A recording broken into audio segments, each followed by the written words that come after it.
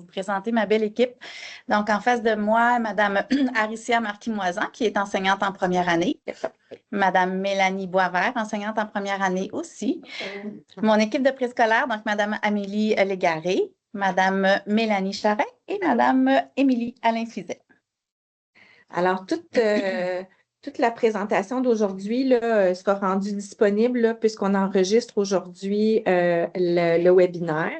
On a 30 minutes pour vous parler de cette pratique inspirante. Je vais vous partager la présentation d'aujourd'hui qui sera aussi rendue disponible là, par la suite pour tout le monde via là, le GIF là, dans le fond, le site d'inscription là, où et l'enregistrement et je vous partagerai aussi la présentation. Donc, c'est parti. Alors, tout d'abord, dans un premier temps, c'est le début du projet a été d'abord, c'est démarré en fait par l'arrimage du préscolaire puis de la première année lorsqu'on s'est rencontrés en CAP. Fait que ça nous a donné comme un bon point de départ aussi pour parler de collaboration puis faire des échanges autour des apprentissages en lien avec la première puis la mathématique. Après ça, on a aussi discuté de ce qui pourrait être favorable là, pour aussi le passage des années de maternelle vers la première année. Puis, je suis allée vous rencontrer, puis on a discuté de l'aménagement des locaux aussi en première année pour voir qu'est-ce qu'on peut faire en première qui pourrait déjà rendre ça un petit peu plus doux et plus ludique quand les enfants arrivent en première année. Puis, nécessairement, c'est inspiré aussi, hein, Véronique, d'une présentation de Stéphanie Duval aussi dans le cadre de l'UMR qui a été présenté, c'est ça, dans le cadre de l'UMR, qui s'appelait « Prêt, pas prêt, j'y vais ». Puis il y en a peut-être aussi qui connaissaient déjà Stéphanie Duval pour ses travaux depuis plusieurs années là, sur la transition, notamment celle vers la première année. Donc, ça a été comme un petit peu à ce moment-là que le projet est devenu en ébullition, puis que les enseignantes ont parlé de leur intérêt à aller un petit peu plus loin là, en ce qui concerne la transition vers la première année. Je vais peut-être passer la parole à Véronique. Oui, en fait aussi, là, ce qui nous a en fait beaucoup marqué dans la présentation là, qu'on a eue de l'UMR, c'est que, on se dit souvent, mais qu'est-ce qu'on peut faire pour que les enfants soient prêts pour arriver en première année? Mais là, nous, on l'a pris à l'inverse, puis on s'est dit, mais qu'est-ce qu'on peut faire pour que le milieu soit prêt, pour que les premières années soient prêts à recevoir les enfants de maternelle avec toutes leurs particularités, avec tous leurs petits défis, leurs forces aussi. Donc, c'est vers ça, là, en fait, qu'on voulait s'en aller. Donc, au niveau des conditions favorables, ben, c'est sûr que ça prend un travail de collaboration entre les enseignants. Donc, on parle de transition. Assurément, ça veut dire que nos enseignantes doivent s'asseoir ensemble, doivent discuter des pratiques pédagogiques, de ce qu'on veut mettre en place pour favoriser en fait cette belle transition-là. Donc, la communication est importante. Ça prend un engagement aussi de toute l'équipe. Il faut y croire. Il faut croire que nous, comme intervenants, ben, en posant des petites actions, en faisant des projets et tout, ben, on va favoriser en fait cette transition-là qui est importante pour nos élèves. Puis, c'est Claudine qui a fait le diapo. Donc, de la direction, c'est sûr que nous, on aime toujours là être présent puis vous accompagner dans ces beaux projets-là, dans ces belles activités-là. Donc, d'être présent puis de pouvoir vous soutenir de notre côté aussi, c'est important. Je trouvais ça important de dire que sans ton soutien aussi, puis le fait que tu y crois, toi, comme direction, c'est sûr que ça a un impact sur la motivation de ton équipe. Je vois tout le monde qui hoche la tête autour de la table en ce moment. On me dit, je lis qu'il y a peut-être des petits problèmes de son, que ça coupe, mais une personne qui dit que ça... Ah, elle répond merci. C'est bon. D'accord. On continue. C'est de l'interruption. Puis là, moi, je vois plus comme les personnes. Donnez-moi juste 2 secondes pour qu'on puisse représenter comme ça, pour que je puisse voir aussi si les gens sont encore dans la... Bon, je ne suis pas capable de les voir. OK, on continue. Vas-y. Fait que toi, c'est toi qui vas être la gardienne. Oui, du clavardage et des personnes. Parfait. Donc, il y avait les besoins aussi de l'équipe. Sophie, tu sais, quand on est allé les rencontrer pour la première fois, ensemble, il y avait des besoins, il y avait un besoin lié à la transition. Ben oui, les enseignantes se questionnaient sur comment, justement, tu l'as déjà dit, là, comment ils pouvaient, en première année, accueillir de façon plus douce les enfants qui arrivent de la maternelle là, pour que, justement, l'écart soit moins grand avec entre ce qui se passe en maternelle et ce qui se passe en première année. Et ça part, entre autres, encore une fois, de la présentation de Stéphanie Duval, où les enfants se représentaient une classe de première année versus la classe de maternelle en dessin.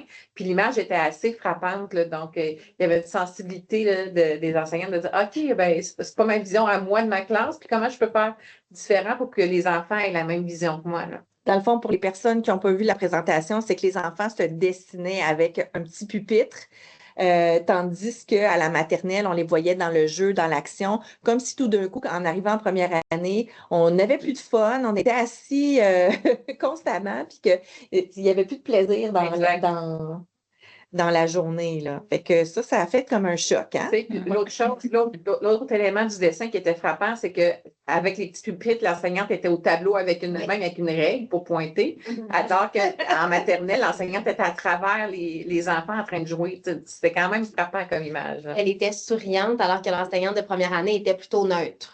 Ça aussi, c'était choquant pour nous de voir ça. Voyons. On est sympathiques, nous autres aussi.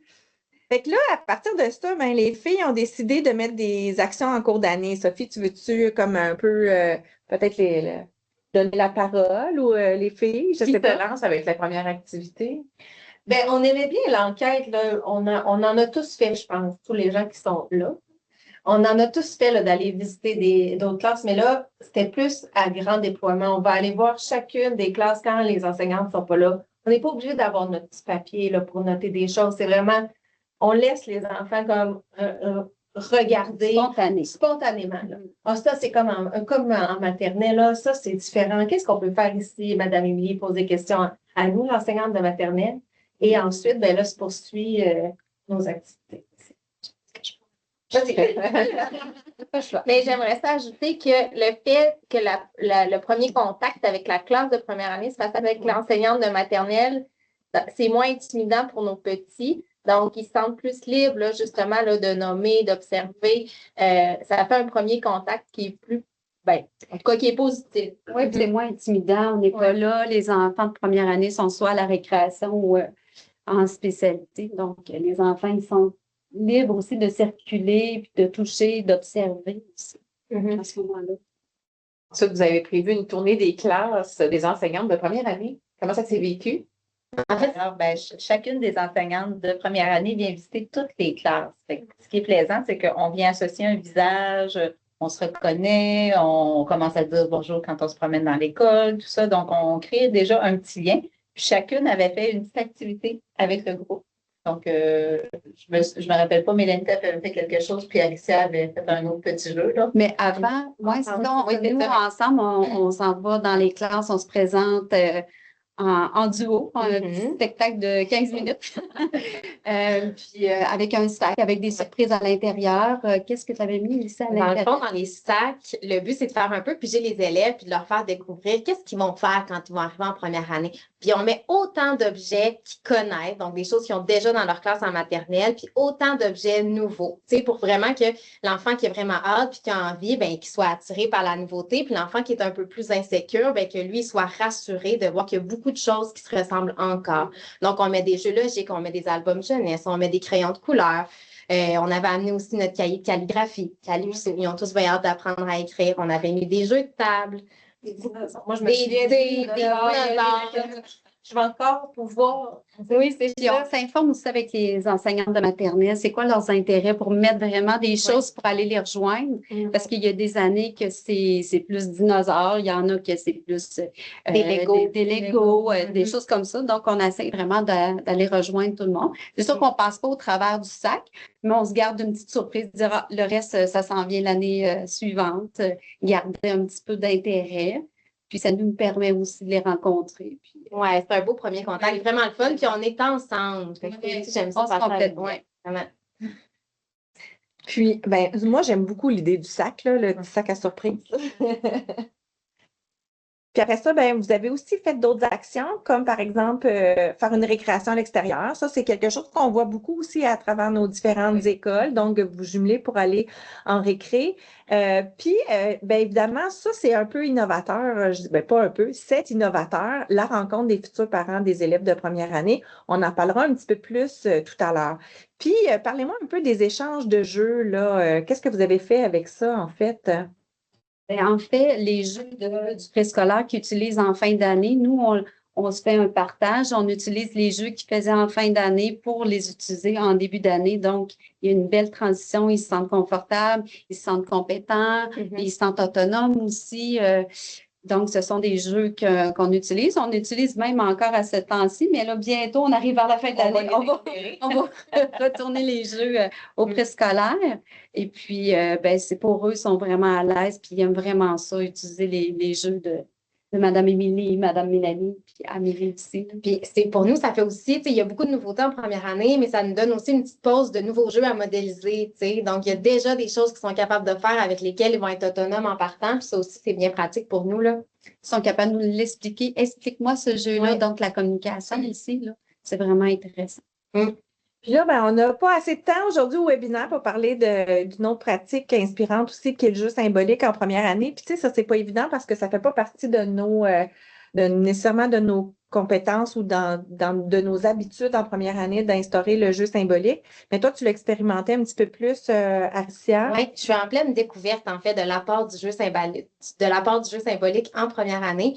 Puis de plus en plus, je me rends compte qu'il y a des liens qu'on peut faire entre les apprentissages puis le jeu symbolique. Mais surtout, ce que ça offre aux enfants, c'est que ça répond à un besoin qui est encore bien présent pour eux, qui est de jouer symboliquement à c'est ça, toutes formes de jeux symboliques, mais aussi que ça leur offre un contexte d'apprentissage qui est super naturel. Donc, tu sais, un enfant qui est vraiment dur à aller rechercher, par exemple, puis qui a de la difficulté à prendre des risques à l'écrit ou qui a de la difficulté dans son dénombrement, bien, c'est une belle porte d'entrée dans laquelle, il est tout ouvert soudainement à ce que je viens de l'aider à dénombrer le paquet de monstres qu'il va mettre dans sa potion magique, ou il est tout ouvert soudainement à écrire une lettre à son ami dans le bureau de poste. T'sais. Donc, moi, ça me permet de faire du pouce sur la correspondance graphème-phonème. Donc, c'est vraiment, je trouve, la porte d'ouverture d'intervention est grande ouverte quand on met ça en place, puis c'est bien le fun. Moi aussi, je prends beaucoup de plaisir. Juste symbolique. Puis, il y a juste un petit point qu'on n'a pas parlé, jumelage première année. Ah oui! Nos échanges interclasses à l'ISDAN.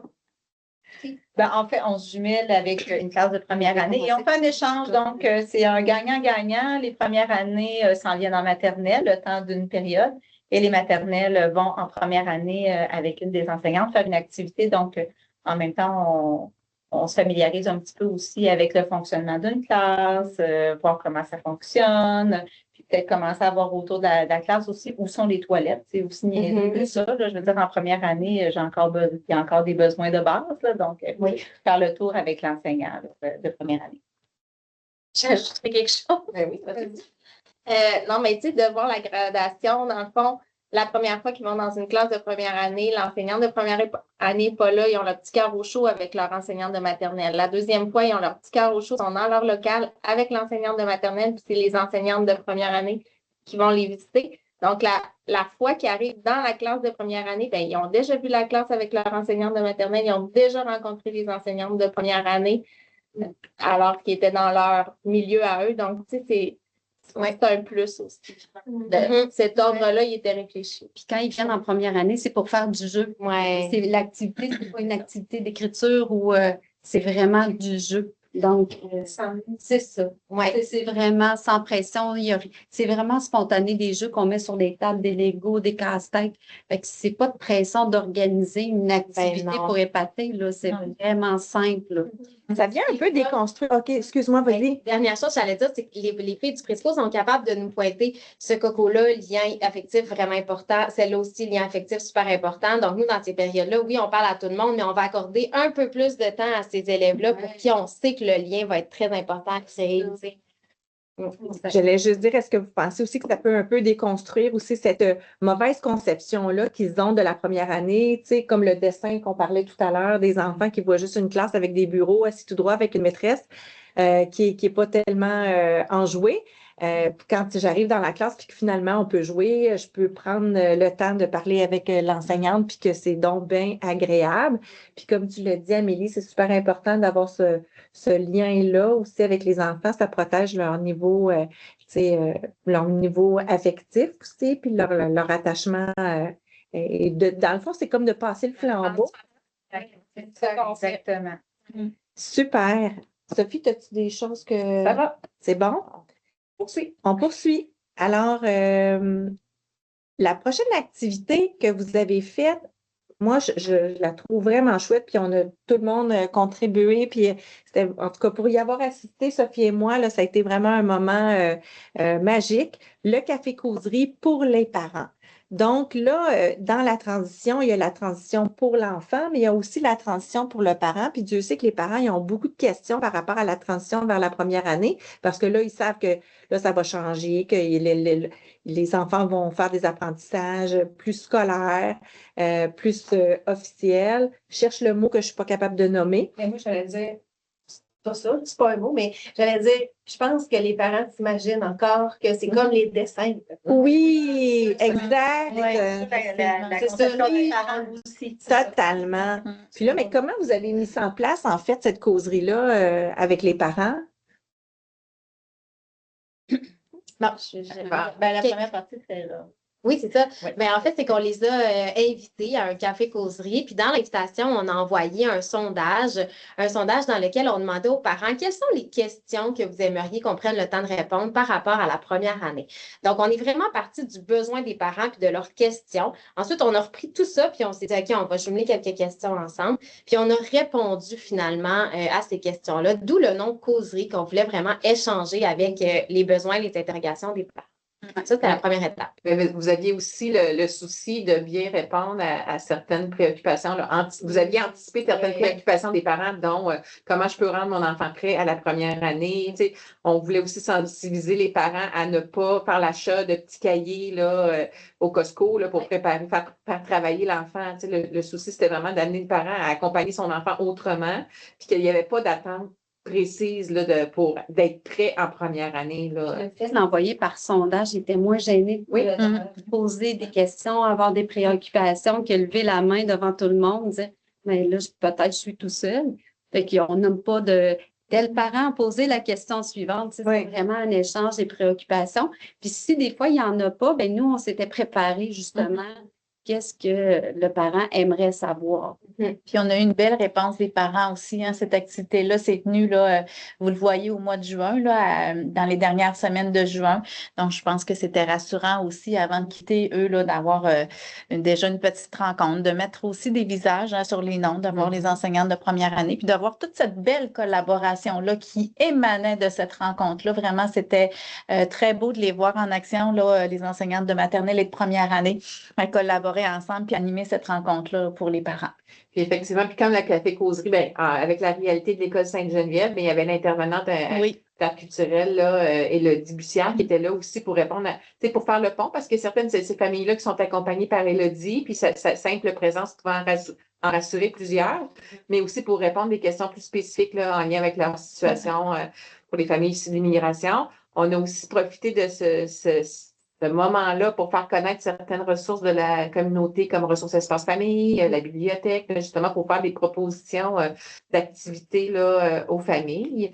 Et comme vous le voyez dans l'invitation, on a fait ça en fin de journée, donc de 16h30 à 17h30. Donc les enfants qui étaient à la maternelle au service de garde pouvaient être là, mais il y avait aussi un petit service de garde parallèle disponible là, pour des parents qui arrivaient avec des plus jeunes enfants. Donc, on voulait vraiment laisser la possibilité aux parents d'être totalement disponibles à l'échange avec les enseignants. Soyons honnêtes, la fille de Sophie est venue s'occuper des petits pendant qu'on leur offrait aussi une collation, puis qu'il y avait le temps de faire un peu le tour de différentes expositions qu'on va vous présenter aussi. Donc, expositions qui présentaient entre autres le matériel scolaire, Puis, vous avez aussi, à travers toute la causerie, là, répondu aux différentes questions des parents.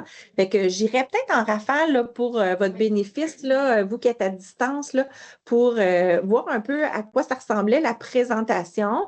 Donc, au tout début, pardon, là, je vais le dire. Là, oui, c'est ça, c'est parfait. Au tout début, vous avez installé, en fait, différentes tables avec du matériel. Oui, on trouvait important de montrer aux parents ce qu'on demande sur la liste scolaire, ça ressemble à quoi, parce qu'il y a des parents aussi qui ne parlent pas en français non plus. Donc, avec les post-it, on a vraiment marqué c'était quoi le matériel, ils pouvaient les feuilleter, ils pouvaient ouvrir, ils pouvaient regarder. Donc, ils étaient vraiment contents, les petits cahiers aussi. Donc, ils sont un petit peu moins dépourvus quand vient le temps de magasiner et de regarder les articles scolaires à acheter. Donc, ce côté-là qu'on avait mis spontanément, finalement, on a eu des beaux commentaires là-dessus que c'était vraiment aidant. Donc, c'est un plus. Mhm. Puis toujours aussi pour défaire le mythe un peu sur une première année qui est très formelle, bien, on avait mis beaucoup de jeux, beaucoup de matériel mathématique, beaucoup de littérature jeunesse, puis on avait aussi le souci de mettre des choses que les parents pouvaient avoir sous la main à la maison, comme le jeu de Uno qui est accessible maintenant au Dollarama, des cartes, des dés, pour dire que dans le fond, c'est aussi ça un peu accompagner son enfant vers la première année, c'est de continuer de jouer à des jeux de société, de lire des livres. On voulait vraiment leur transmettre un peu nos valeurs là, via le matériel qu'on a présenté. Donc, quand ils ont la question à savoir comment je prépare mon enfant à la première année, ben, tu sais, c'est pas nécessairement, comme disait Sophie tantôt, de faire un petit cahier, je me prépare à la maternelle, mais plutôt de faire des jeux qui permettent de continuer de développer le langage puis le développement cognitif. Puis, dans cette présentation-là aussi, vous avez pris le temps quand même de faire le tour, oui, des questions, mais aussi de prendre un peu le pouls de vérifier pour eux, puis on leur a pas demandé de répondre comme ça sur le fly, là, mais tu sais, de se questionner sur c'est quoi les sentiments de leur enfant face au passage en première année. Puis ensuite, vous avez présenté l'horaire type d'une journée en première année. Puis je pense que tu disais tantôt, ça, c'est vraiment important parce qu'ils ont peut-être aussi une mauvaise conception là, de la journée type en première. Oui, bien en fait, ils l'avaient nommé là, c'était une de leurs inquiétudes. Je suis inquiet que mon enfant reste assis à son bureau toute la journée. Donc, c'est pour ça qu'on a décidé de présenter l'horaire type dans lequel on explique qu'en première année, on prend une pause entre la première période et la deuxième période. On sort dehors, on se prend un bon 10-15 minutes, on mange notre collation. Ils revoient aussi leurs amis de qui ont été séparés, peut-être au préscolaire. On y va ensemble. Oui, on vit cette pause-là ensemble. Ensuite de ça, de montrer que l'enseignement d'un tracé précursif. En mettant le mot précursif, ben, on ne rentre pas directement là, dans quelque chose qui est des attentes très fixes. On parle de jeux mathématiques, on leur explique qu'on fait beaucoup de petites activités au départ, qu'on laisse le temps de jouer, qu'on raconte des histoires encore, puis qu'on y va vraiment tout en douceur. Qu'évidemment, cet horaire-là va évaluer en fonction de l'année lorsque nos élèves seront rendus là. C'est ça. Puis la pause est encore présente, même au mois de mars, au mois d'avril, le retour après le dîner, c'est important d'avoir un retour au calme. C'est ça. C'est encore présent. Puis, ben, il y a une nouveauté aussi, bon, plusieurs spécialistes qui s'ajoutent dans l'horaire des enfants. C'est une autre préoccupation pour les parents. Les enfants, dans les premières journées, on s'assure aussi qu'on va aller faire notre petite tournée dans l'école, voir sont où les locaux de spécialistes. On leur montre les photos aussi. Les spécialistes viennent se présenter quand ils peuvent aussi, un petit peu d'avance. On pourrait mettre même les photos de ceux qu'on sait pour l'année suivante. C'est aidant aussi pour les parents. Oui, puis les parents, en fait, nous avaient dit on a peur que nos enfants se retrouvent toutes seuls dans le corridor et qu'ils se perdent. C'était aussi de tout leur expliquer qu'on était avec eux encore dans le corridor. Oui. J'en profite pour partager un commentaire que j'ai dans le clavardage d'une enseignante de préscolaire qui fait visiter les locaux de spécialité là, déjà à la fin de la maternelle. Là, C'est une bonne idée aussi. Oui, vraiment. Il ne faut pas les oublier. Puis, tu sais, moi, je trouve ça le fun quand vous les accompagnez là-dedans. Puis là, on revient rapidement là, tu sais, sur les prérequis pour la première année pour en remettre encore là, tu sais, pour les parents, pour les rassurer. Puis, tu sais, rapidement, là, vous avez fait un retour, tu sais, sur les différentes activités qu'on peut faire au quotidien à la maison ou à l'extérieur. Puis, ensuite, c'est parce que je vois le temps qui Oui, vas-y.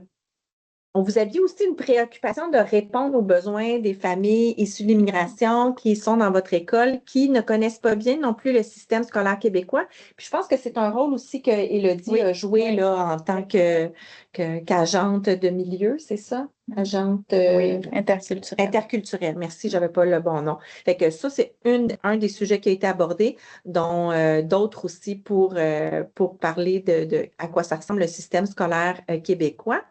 Puis, vous avez mis un petit peu plus aussi l'accent sur les différentes, les différents apprentissages de la première année pour venir un peu plus expliquer là, tout ce qui est vu là, en lien avec le programme, sans vraiment C'est des grandes lignes. les grandes lignes. Hein? On ne s'est pas attardé très longtemps. Ce sont des éléments qu'on reparle aussi à la rencontre de parents au mois d'août. Donc, on y allait vraiment brièvement.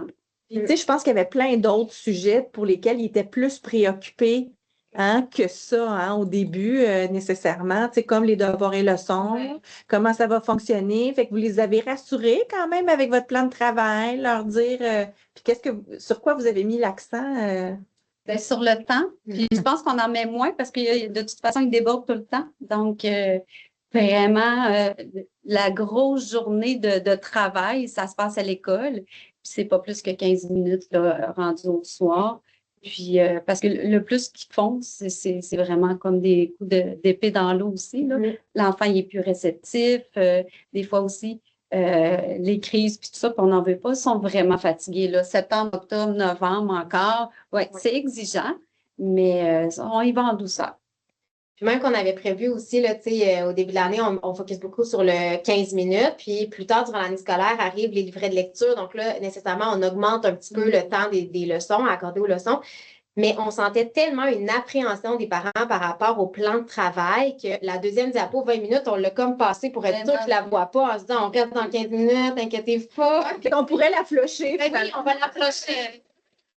On pourrait ne pas en parler de janvier, c'est rendu trop loin. Exactement.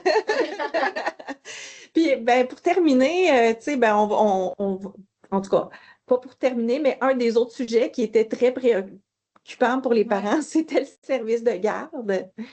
Étonnamment. Oui, on veut leur montrer qu'il y a une continuité aussi avec la maternelle. Là, nous, de notre côté, ils mangent dans notre local, donc ça se continue aussi, ça se poursuit en première année ou même dans un autre local à proximité, là, souvent les locaux de spécialité. Donc, ça se passe de la même façon. Les enfants ont leur espace pour manger, puis ils ne sont pas mêlés avec plein de groupes.